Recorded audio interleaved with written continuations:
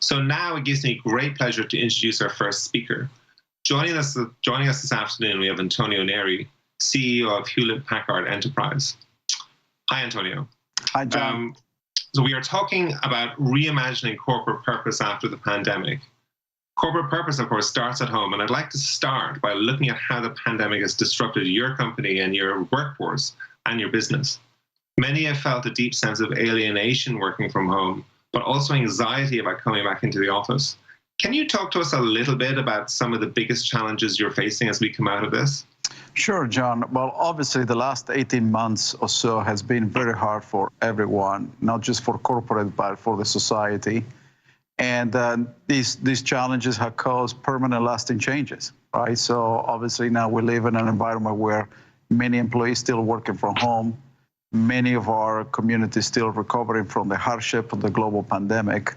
But we look at the future with optimism because obviously we will have learned a few things. Now, number one is that the enterprise now is more distributed than ever before, that the digital economy that we knew is being accelerated by the digital transformation and the amount of data we are creating. And the fact that it has created a whole new different environment for employees to work and contribute. And we have learned all those trends, and we have incorporated those in our way forward. And one example of that, we have established what we call an edge to office environment where employees can work both in a hybrid environment, but also work remotely. And one of the things that we learn also is the fact that these changes have to be incorporated into the culture fabric of our company, because culture is everything in the end.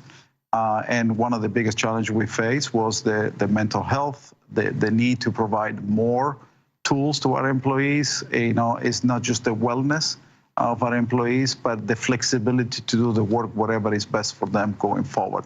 And actually, I think it created an enormous amount of opportunity for us as a company to accelerate our strategy to become the Edge to Cloud platform company. And what about talent retention and hiring? One of the things that I hear a lot from CEOs such as yourself is about the challenges of, you're thinking a lot about the well-being of your workforce, but of course you're also in a battle for talent, like every other company is. How has this changed your strategy when it comes to not only hiring the best people, but also retaining the best people? Well, definitely, talent retention and acquisition is one of the greatest challenges we are facing today. Here in the United States, but in general around the globe, employees are reassessing their aspirations for what type of company they want to work. And purpose-driven companies have a benefit because it's not just about compensation, it's about the work that they do and the impact that they have. As you know, there is this concept of the Great Resignation happening. And the early part of 2021 was very difficult. Now, at this point in the journey, we feel a little bit more stable. But ultimately, when we think about the value proposition that we bring to prospect employees and the current employees, is more than compensation, is what type of work they do, what contribution they have, compensation, inclusion and diversity. The ESG agenda in general plays a big role now going forward in attracting, retaining talent. But there is a war for talent, no question, John. There is a tremendous war for talent, and in particular in the new areas, right, that we all want to get after. AI, machine learning, cloud computing.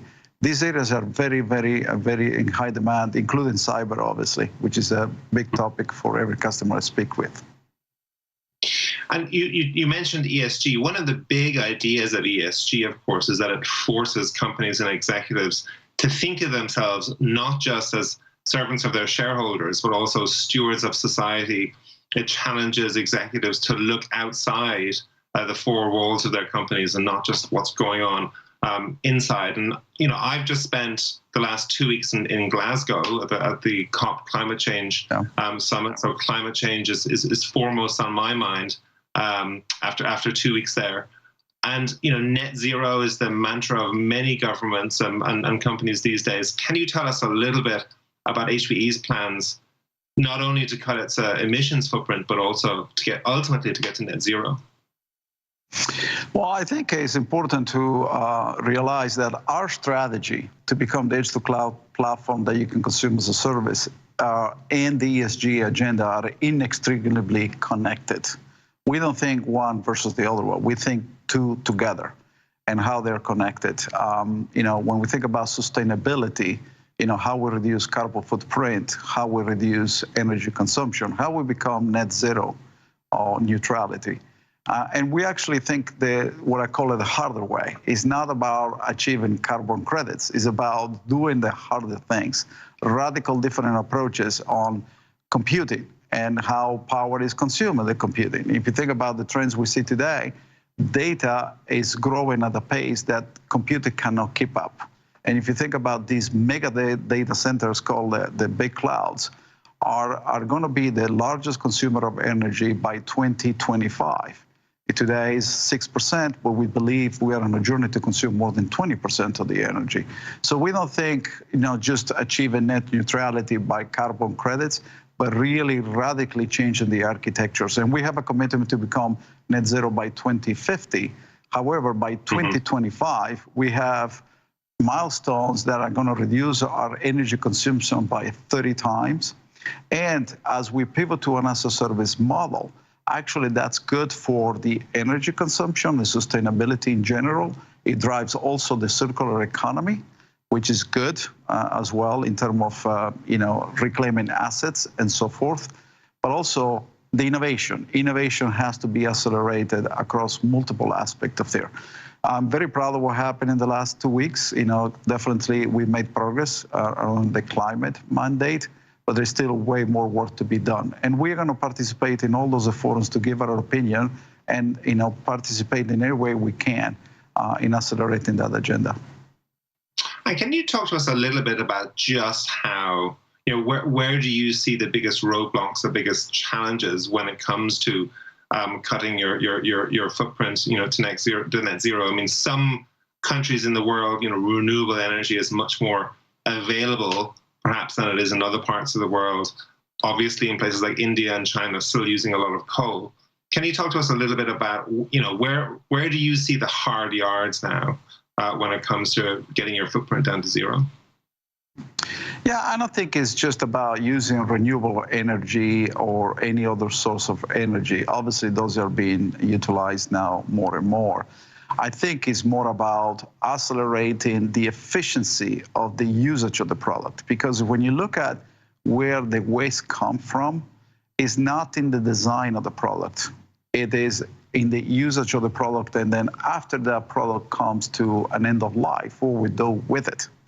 And so I think there is a component of designing things up front the correct way, and that's what Hewlett Packard Enterprise is investing quite a bit of capital and know-how to really change the architecture of computing as we know it today. Because the fact of the matter is, John, that the current architecture has been in place for 70 years, and we're going to run out of what we call the Moore's law, right? And we need to think about differently.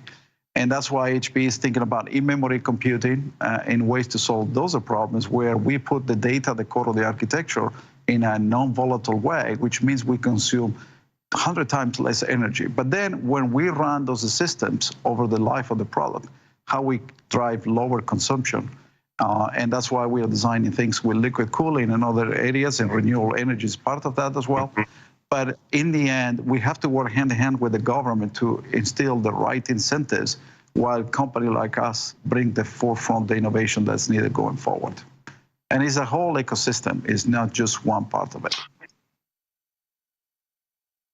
And you mentioned earlier the values that employees and potential employees sort of emphasize, in terms of what they're looking for in the companies that they're working for. Where, in the hierarchy of values that your employees talk to you about, where does climate change come in that list? Anything that's ESG related, which is sustainability, climate change, inclusion, diversity, is very, very high, I will say. We have made tremendous progress in our company, everything related to culture, societal impact. Remember, what is our purpose, John? Our purpose as a company is to advance the way people live and work. And we govern that purpose with 4 core beliefs. One is accelerating what is next. Bold move is the second one.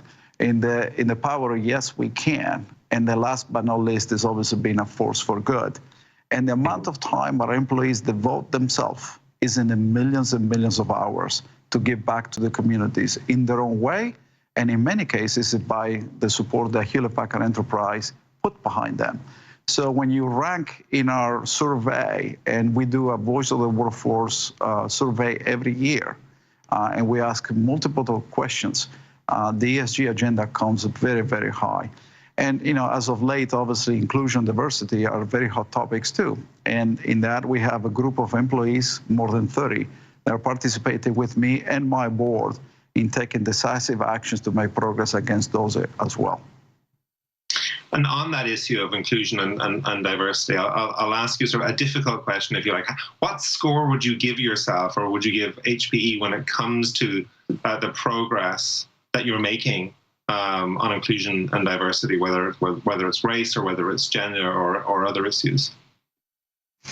Well, listen, if I look at backwards, obviously we make great progress, and we disclose all this progress in a transparent way in a living progress report that gets published every year.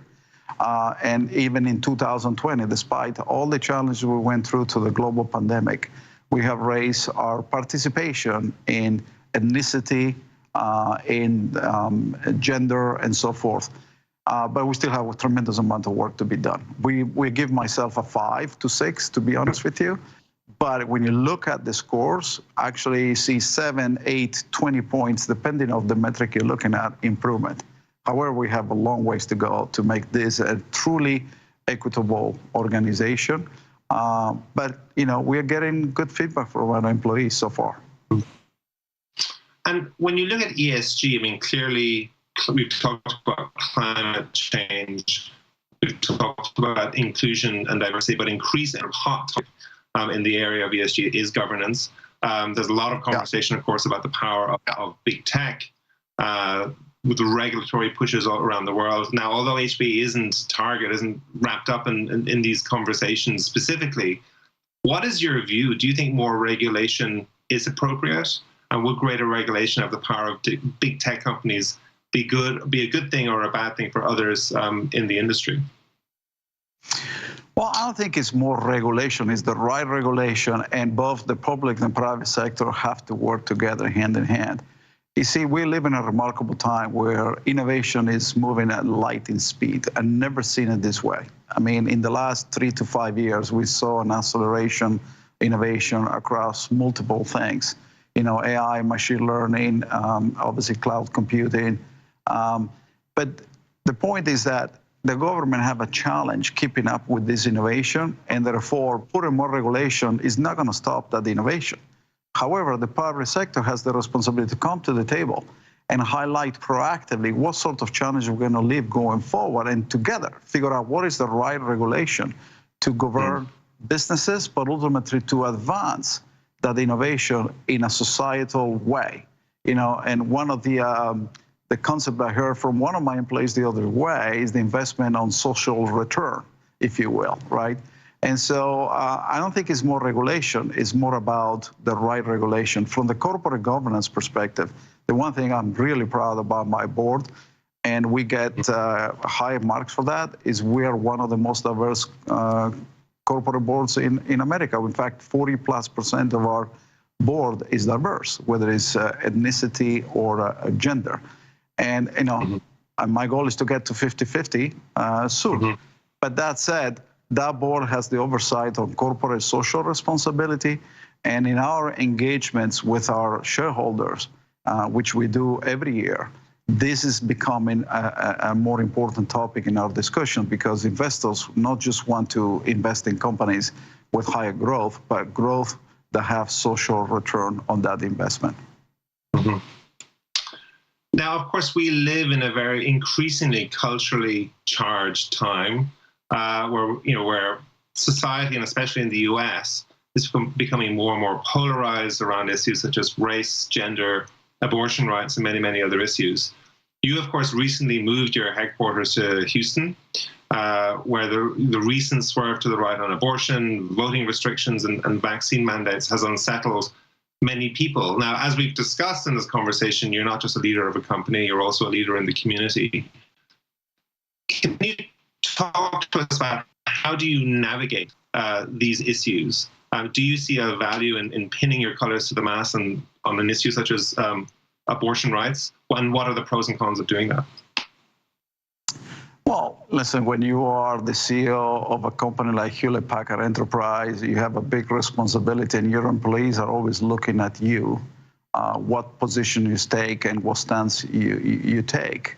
But in our case, we encourage our employees to speak up all the time. Speak up all the time, whatever type of issue is, and whatever around the globe, by the way. It has nothing to do with Texas or California or the United States. There is no question, to your point, we live in a more polarized world. And listen, what we saw in the last 18 months with the hatred and the social injustice, I took very deliberate positions about that, because obviously that what happened was completely unacceptable. But in the case of laws, listen, we live in a country that has 50 states, and I cannot address every individual issue in every state. However, what we encourage our employees is to speak up, and we support them with our corporate approach where it makes sense. But in many cases, I have taken a position about these issues, particularly in the social injustice that we saw. And of course, there's been a lot of conversation, speculation, whatever you want to call it, about Texas, and question marks about whether these new laws would actually, diminish the talent pool, would encourage talented people not to come to Texas, and would ultimately hurt the economy there. Are you seeing any of that happening? Are you seeing this as threatening the potential talent pool of people who might come and work for you in Texas, or is that not a huge issue right now? Well, remember why I selected Texas as a new headquarters. One of the reasons because it's the most diverse city in the United States. I think that's maybe something that many of the audiences here don't understand. Houston, in particular, is the fourth largest city in the United States. It's the most diverse city in the United States.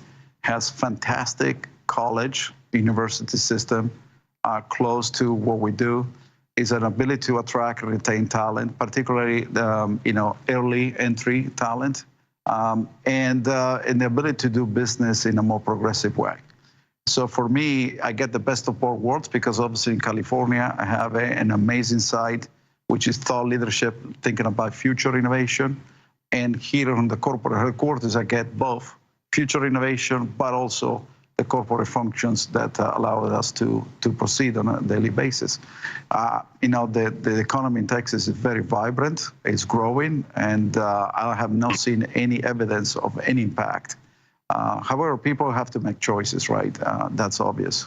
But right now, I see tremendous growth opportunity for us here in Texas. And one of the areas, by the way, you brought up, John, is how we think about energy consumption. Obviously, Houston in particular is the energy capital, and we work with a lot of those companies, think about innovation in a different way. So we're getting towards the end of our time here, but before I wrap up, I'd just like to ask you on a personal level, we've gone through this very, very difficult and challenging time. As a leader, what have you personally learned about your own life, how you approach things, but also what have you learned about being a corporate leader? Well, obviously, it was a difficult time for any leader to navigate through these challenges. As a leader, you have responsibilities to your employees, and my first priority was to protect them, make sure they're safe, that their well-being is taken care. Also, protect our financial foundation as a company. We navigated extremely well. We just came out of our security analyst meeting where we gave a very bullish guidance about the future of the company financially and shareholder returns. But ultimately, John, the key is that reinforce our purpose. This is something that I care about it. I spent 27 years of my life in this company, in HP and now HPE. And what we do matters for the community, matter for the world as a whole, because we power the Fortune 100 companies, whether it's a telecommunication in the healthcare or the financial services business. By the way, any industry leverages our technologies. And that's why when we think about innovation, we think about what we do for our customers. Also, we need to make sure we accelerate that societal impact. And that's what I'm really proud to represent this brand, because this company has that entrenched in our DNA.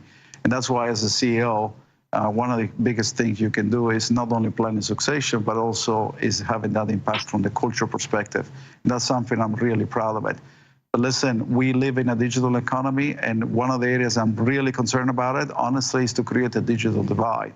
That's why I'm involved with Davos and other global forums to make sure that doesn't happen, because in my view, now everybody has to be connected in order to participate in this future. And if you're not connected, you're not participating. So that's why access to connectivity is an essential service, not different than water and electricity. So we have a lot of work to be done, but I'm optimistic. I think the next 2 to 3 years is going to be a remarkable time for all of us, but we need to work together to make it better for everyone. So unfortunately, we're now out of time. Antonio, really enjoyed our conversation. Thank you so much for taking the time to join us today. Thank you for having me, John.